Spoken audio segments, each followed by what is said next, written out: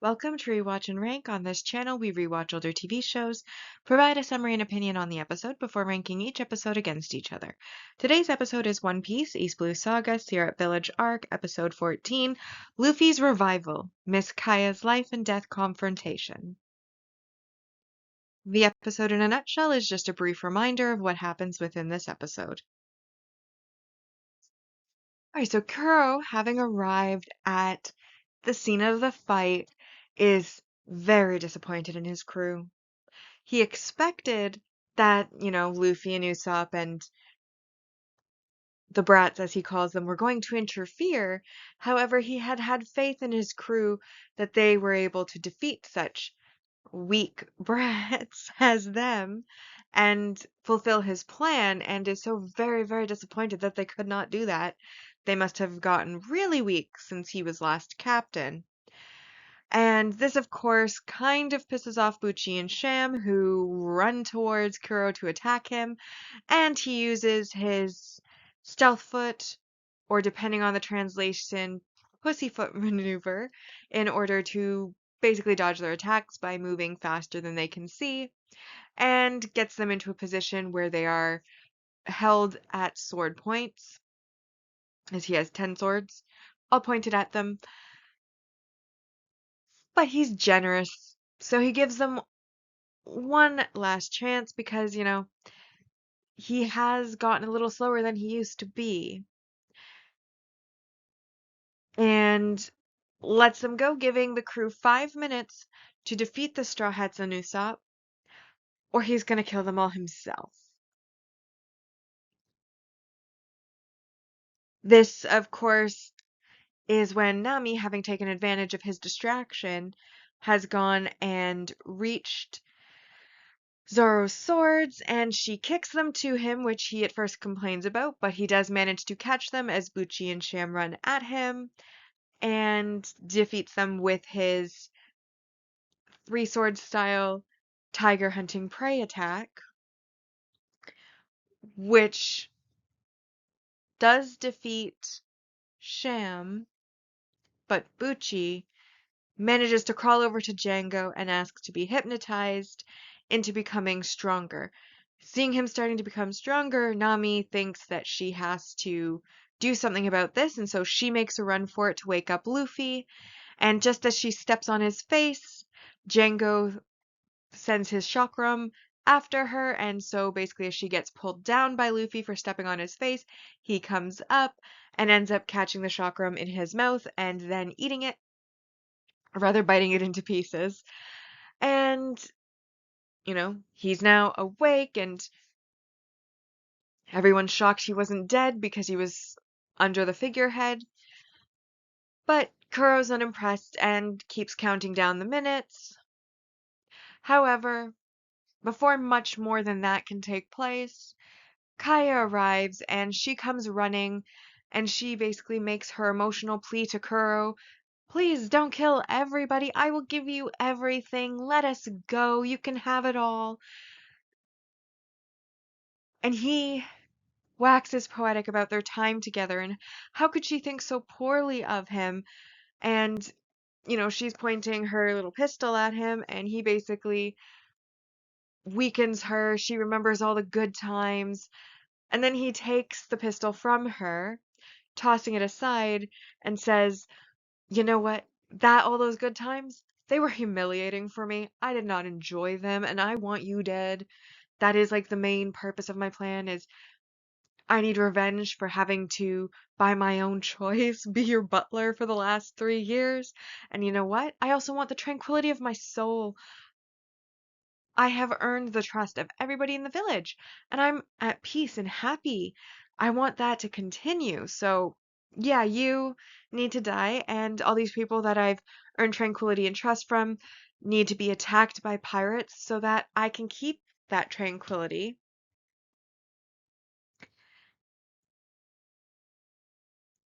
And then he goes, of course, to try to kill Kaya, but Usopp grabs the pistol from the ground, comes up with the pistol to aim at Kuro, while Nami and Zoro kind of warn him against this because, you're not very strong. Luckily, though, Luffy, who has been listening to this, is kind of angry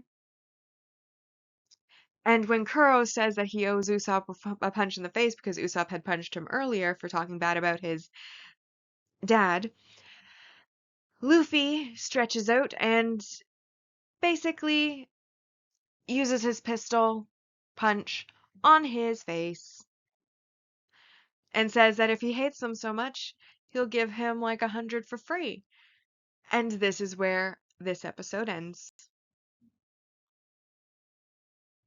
So now that we've been reminded about what happens in the episode, it's time to rank this episode amongst the others within the arc. And on this channel, we rank on two lists, our mostly objective ranking list, and then the personal ranking list after that. All right, so now we get to our mostly objective rank values, and I highlighted those I felt applied to this episode. So first we have minimal plot progression. While things were happening on screen, it didn't feel like a lot of things were happening on screen. It very much felt like it was moving forward, but slowly. And that is why minimal plot progression, which is worth only 1 point, I felt applied to this episode. We then had our single arc main character growth, and this is that Kuro has revealed a new attack, or technique, rather.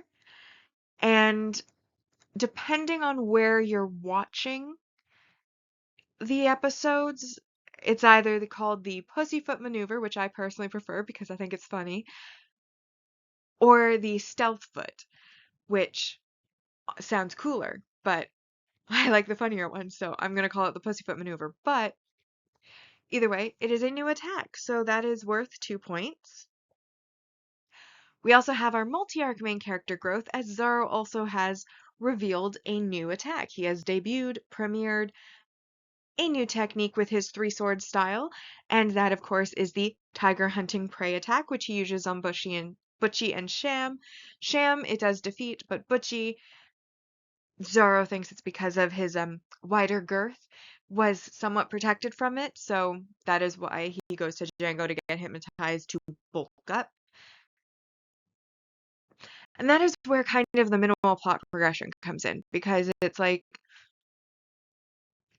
we have Zoro get an attack, and then it stops the battle. Butchie gets hypnotized, having happen, but then they don't go anywhere. Anyways, that of course was worth 4 points, and that brought us up to 7. However, I did feel that there was a couple of negatives in the episode, or rather one negative and an honorable mention. So the honorable mention is the setup or recap episode. I do feel in a lot of ways that the episode is setting up, but it's not blatantly setting up like it's putting down building blocks. It's just that, all the fights are kind of getting started and brought to a certain point before being stopped so that they can then continue in a more epic fashion in a future episode. So that's why I didn't count it as a setup episode, but it does kind of feel that way, and I went with the minimal progression instead because I did feel like it was progressing, just stopping at certain points to prevent further progression as a way to set up future. So that's my honorable mention. But the actual one that I did take points for was the weak subplot. And honestly, that's the whole Kaya thing. I said it when Mary came up with the plan. Kuro is a pirate. He is evil. He's been planning this for 3 years. He's set all of this up. I don't think that there was ever any chance that she ever had to stop him with words or by giving him what he wanted. Because even if she gave him what he wanted, everybody would know he forced her to sign it over. Kind of like what he said. He wants to keep his peace there. He can't do that if everybody knows he did that. He took it from Kaya, because everybody knows it already belonged to Kaya. Whereas if during a pirate attack Kaya was to tragically die and have left everything to him, then he gets away with it. So regardless, she wasn't making it out. And she was foolish to think so. And then additional to that, it's like you've found your resolve, you've brought your pistol, you've come to make your last stand, and if he declines to kill him with the pistol, And yet then he says like a couple of nice sounding words, and all of a sudden she's like lowering the pistol and letting him take it from her. And it's like, why did you even bother?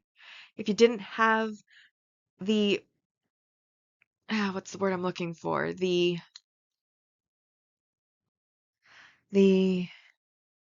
gumption is what I'm thinking of. But if you didn't have that, no, gumption is a word for it, but I'm looking for one that starts with a C, and I can't think of it. I can't think of the word that I want to use, but, gumption, resolve, perseverance, tenacity, that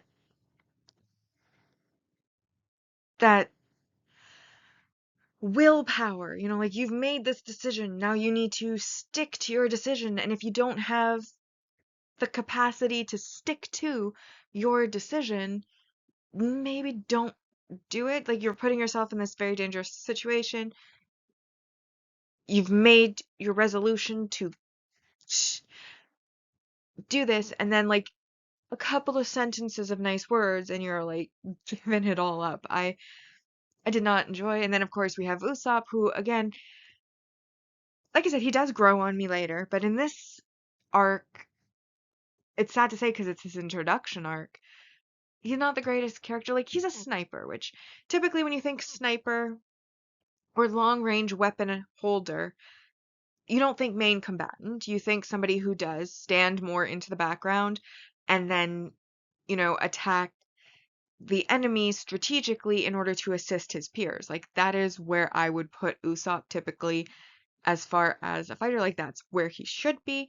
So when he's trying this whole I'm going to be a main combatant and fight hand to hand and in my weaker state because, my talent is sharpshooting from afar, but I'm going to fight up close. It just feels like rather than highlighting a strength, it's more highlighting a weakness. Though I wonder, had Luffy's punch not come through, whether Usopp would have pulled the trigger. No, I think he was disarmed before Luffy punched. Oh my goodness, I can't remember. My brain isn't working right now, but either way, I felt that second half was a little bit weak. Not completely dislikable. I mean, it fits with the storyline the arc is trying to tell. It's just not personally for me. And I felt like it doesn't represent the character or show the character in the best light when there probably were ways that they could have maybe utilized.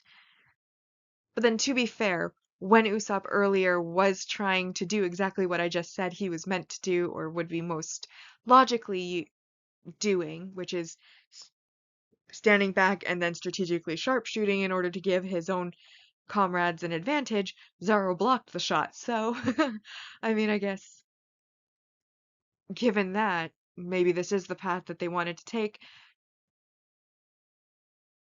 But more so, it's Kaya, not Usopp, who I have a problem with this one, with the weak subplot, and that was more so because of her lack of resolve in what she had decided for herself.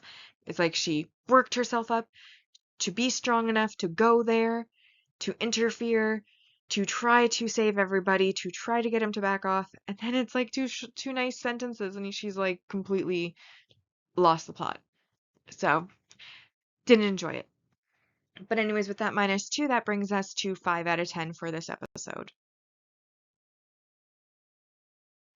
So now we come to our arc ranking so far, and our mostly objective ranking is in first place, the world's strongest weirdo, Django the Hypnotist, the terrifying duo, Nyambam Brothers, versus Zoro, honorable liar, Captain Usopp, revealing the conspiracy, the pirate caretaker, Captain Kuro, Battle the Black Cat Pirate Crew, Battle on the Slope, and then in sixth place, we have this episode, which is Luffy's Revival, Miss Kaya's Life and Death Confrontation. So as for my personal ranking, I'm not sure if you noticed from earlier in the video, but this wasn't my favorite episode. Honestly, it's not my favorite arc, and I already knew that going in. But you know what? The show is so amazing that you got to get through the bad arcs to get to the good ones, and for some people, this could be their favorite. I don't know. For me personally, though, it's not. Now, I did, of course, like the Luffy by so basically the one like shining star of this entire episode was when Luffy catches the chakra in his mouth as he wakes up, bites it so that it shatters, and then it's like there with like this tiniest little nick on his lip and like, oh my God, this hurts, and like yelling about how much it hurts, and it's like there are people all around that you have beaten up. Nami has her shoulder thing, Zoro's got slashes on his chest, Usopp's like battered, and you're like a tiny little nick and going, oh my God, I'm so in pain, it hurts. And I'm like, okay, but amazing. Luffy always is the star. It's his show. He's the Pirate King. We knew this. That was the shining moment out of the entire episode. Nami's shoulder wound, honestly, I have some trauma from Bleach, where like every wound is shoulder wounds. So now when I see shoulder wounds, I'm kind of like, really, it's another shoulder wound? Even though in this show that is not the case. There are many different varieties of wounds in this show. But again, like Nami also is like making this big deal about like the, little slash she got to her shoulder, which to be fair, it is bleeding. It did rip her shirt. But I do think she's like playing it up a bit for the camera, how bad the shoulder wound actually is, and she seems to be able to function pretty well when she needs to. But then once she's done what she needs to, then it's like, okay, now I'm done. Pass out. Well, she doesn't actually pass out, but like lay on the ground, cringe in pain. But she does manage to, get up, kick Zoro his swords, then stand around for a bit, then run off to Luffy, step on his face to get him up, get pulled out of the way of the chakra at the last moment, and then, for the sake of her treasure, it's not even for the sake of her wound, but her treasure, that she sends him off and, lays there. So I feel like her wound, she's playing it up a bit. And then, of course, I also do like Luffy's kind of his more serious moments where, usually he comes off kind of as a goofball and he's often playing around and not serious. But then every so often in a fight, he'll start to get serious and he'll like pay attention and he'll listen and he'll judge the character. And when he finds the villain's character lacking, he will then step up where he needs to step up. And that's kind of what he did here is he basically held back, let Kuro have his say, let Kaya and him have their confrontation, let Usopp stand up for himself, and then decide once it looked like Usopp was in like in actual danger, to go ahead and punch Kuro to divert his attention back to him because now he's decided that Kuro is worth destroying, which I think he already had, but it's one of those he's now stepping up and their fight is obviously starting. But like I said, I felt like there was stuff happening up to a certain point and then they were purposely stopping it at that point so that they could give it more focus in a different episode. But that made it feel that while things were happening, not a lot was happening. And like I said, the second half for me was a bit of a write-off. So overall, I decided to give the episode a 3 out of 10 ranking. And that brings then our arc ranking so far on the personal list to in first place, Battle, the Black Cat Pirate Crew, Battle on the Slope. 2, the world's strongest weirdo, Django the Hypnotist. 3rd, the terrifying duel, Nyabam Brothers versus Zoro, Honorable Liar, Captain Usopp. Luffy's revival, Miss Kaya's life and death confrontation, is not episode, it came in 5th place. Then we have Revealing the Conspiracy, the pirate caretaker, Captain Kuro, currently in last place. Which now brings us to our saga rankings so far, where we are ranking each of the arcs within the saga against each other. And so far, on our mostly objective ranking, we have in first place the Romance Dawn arc, which ended with a score of 86.67%. Second place is the Orangetown arc, which earned 38 out of 50, which was 76%. And then still pending, we have the Syrup Village arc, which has so far earned 41 points out of a maximum possible 100. Then on our personal side, we have the Orangetown arc actually taking first place, which is 74%. Then the Romance Dawn arc coming in second place with 66.67%. And then the Syrup Village arc so far has earned a score of 30 out of 100. And we now arrive at our final segment, which of course is our series ranking so far. And this is where we are ranking each of the sagas against each other. And on our mostly objective ranking, the East Blue Saga so far has earned 16 out of 80%, or out of 80 points. And then the personal ranking, East Blue Saga has so far earned 11 out of 80. And with that, we've now rewatched and ranked One Piece East Blue Saga, Syrup Village Arc, Episode 14, Luffy's Revival, Miss Kaya's Life and Death Confrontation. Like and subscribe if you'd like to, and I'll see you in the next episode.